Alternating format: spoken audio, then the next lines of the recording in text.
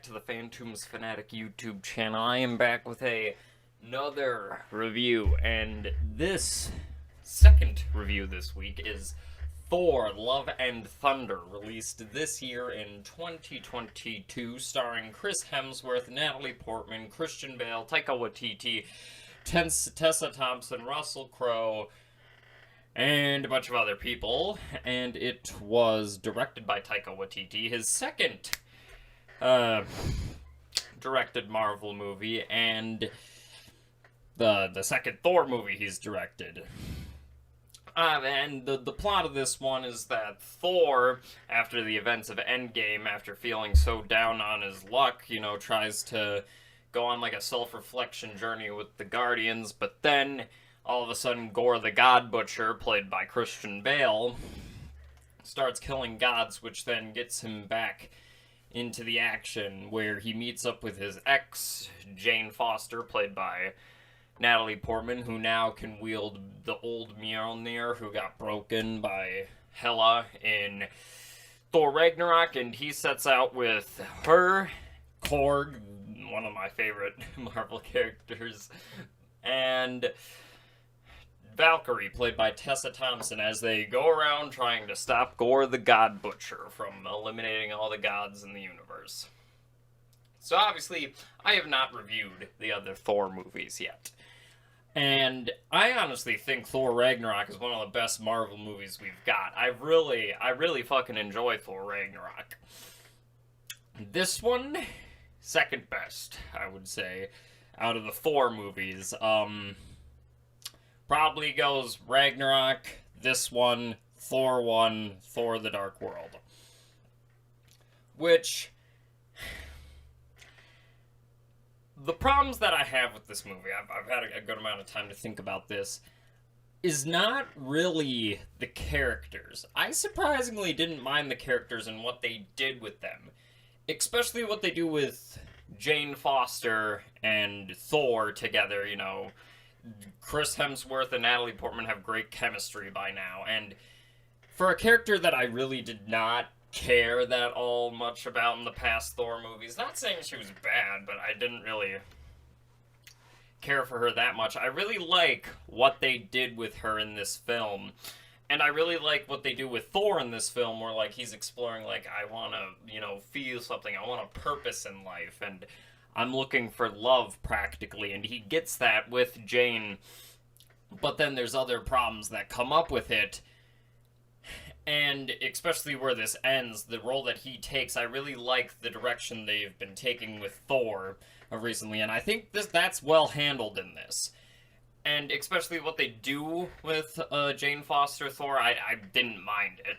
I thought it completely worked a lot better than what she was in the past, even though I never minded Jane Foster, but I really like what they do with her character in this, especially with Thor, and the whole, theme of, finding your place and a reason to continue and, fight for.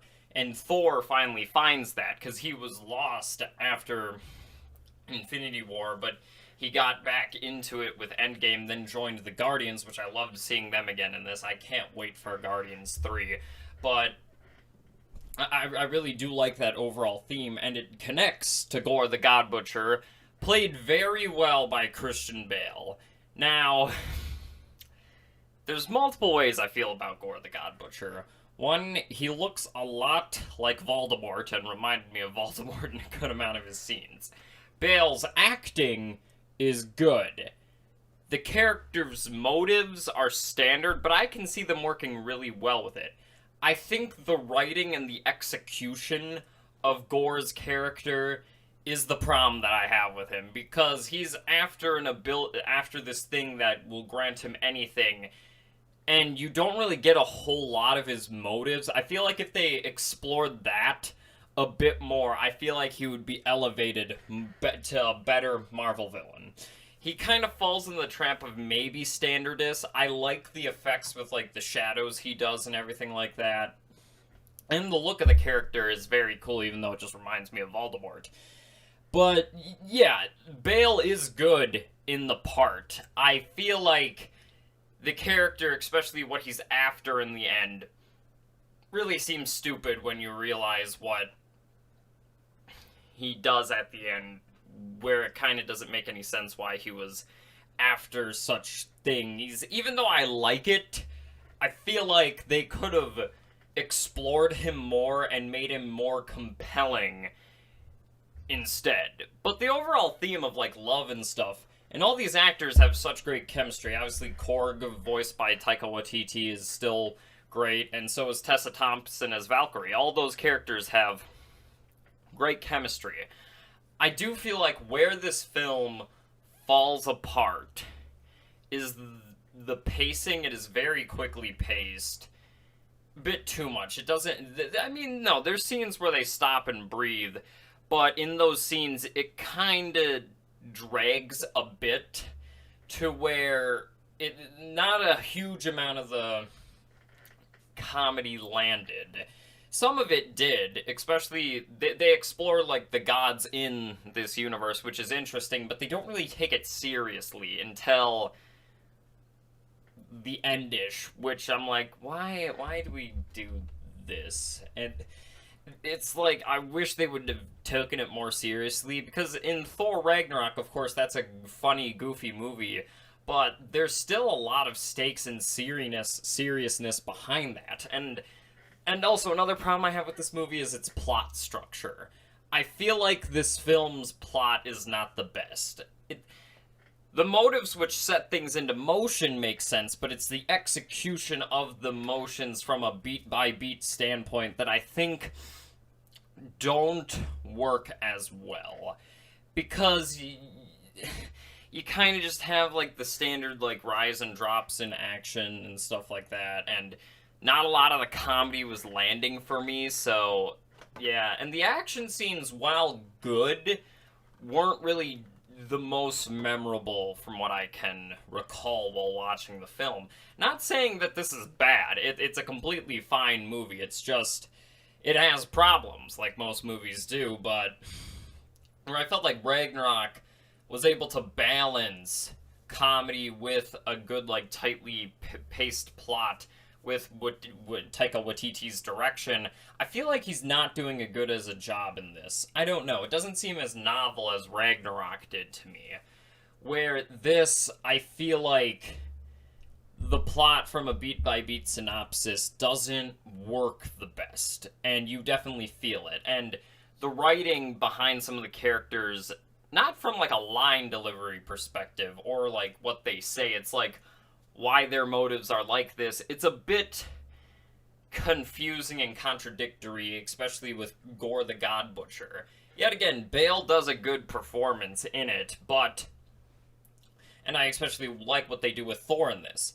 I feel like what they do with the characters in this, I don't have a problem with. There's just, the plot itself is my major problem with this movie. It doesn't necessarily work the best together. I probably would not watch this again, even though there's stuff that I really enjoyed in it, don't get me wrong, and I definitely say that it is worth watching. I don't feel gypped that I watched this, but I feel like in some moments it dreads on a bit, and the plot necessarily doesn't jive together necessarily at best. It's a strange thing that I'm trying to explain here.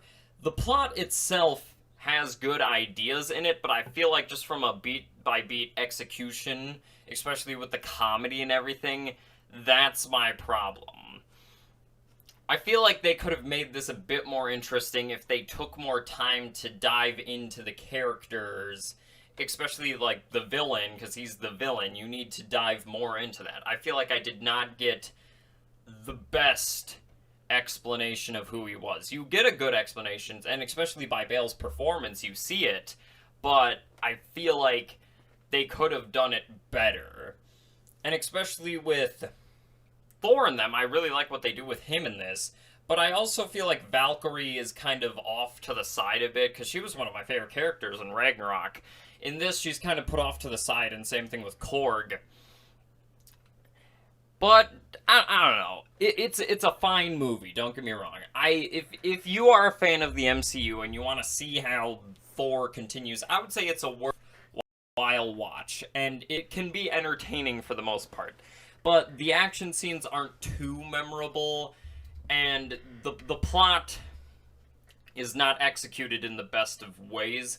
But what they do with Thor in this and all the other characters, I feel like does make a lot of sense, even though it's not executed to the best of its ability, if that makes sense. But no, I definitely recommend this if you want to see what happens next in Marvel. There's a lot worse in cinema right now, because get ready for the Jurassic World Dominion review, because that's going to be an example of something worse in cinema right now. But I feel like they could have trimmed a few things down, made it a bit shorter, compact the story more, or dived into the characters a bit more instead of trying to be goofy for a good amount of the runtime. Which, you know, it does take its serious moments, but I feel like the comedy that doesn't land as well really distracts from what could make this plot more interesting and better jive together with the plot. I definitely recommend this one. It isn't a bad one, but if you're not a huge fan of the Marvel movies, then don't see it. If you want to see this and you know, like, oh yeah, I want to see Marvel and I really enjoyed Ragnarok, you'll enjoy this a good amount. But I probably would not seek out watching this again unless I'm doing like a Marvel movie marathon, which maybe then I'll watch it. But I just feel like it is okay for the most part and fine, and I like what they do with the characters. It's just the execution of the whole plot doesn't work together. That's my feeling about the movie, and it's colorful, but not as colorful as with Thor Ragnarok. I really enjoy the cinematography in that movie. In this, nothing really stood out to me. There's a good amount of creative designs and stuff like this, but especially the fact that Gore the God Butcher revolves around shadows, it's creative and the effects are fine enough to explore that. I feel like they could have gone a bit more either like creepier, which they do a fine job trying to explain that, but I feel like they could have dived into better. I don't know, the cinematography is fine, but I feel like they could have made it a bit more better and colorful in some of the other scenes. It's kind of just it's not as good as Ragnarok. It's very well shot, don't get me wrong, but it's not as well shot as Ragnarok, in my opinion. But yeah, as I said, if you enjoy the Marvel movies and you want to see what happens next with Thor, I recommend this one. But if you're not a fan of the Marvel movies, and you only watch, like, the best ones, then you can probably skip this. It's not necessary for you to see, and it's not like, oh yeah, I definitely like Doctor Strange. I would say recommend go seeing that because I thought it was still good, minus all, like, the Marvel connections. Same thing with No Way Home. With this, I wouldn't say that. But yeah, so hope you guys enjoyed. Please like and subscribe down below. Share this with people I'd really like to see the channel grow. Yeah, share your opinions with the comment section down below. I always like to see your guys' opinion. Maybe you disagree with me, maybe not. But yeah, I will see you next week with the first review, which will be Jurassic World Dominion. And let me tell ya, that movie's fucking bad.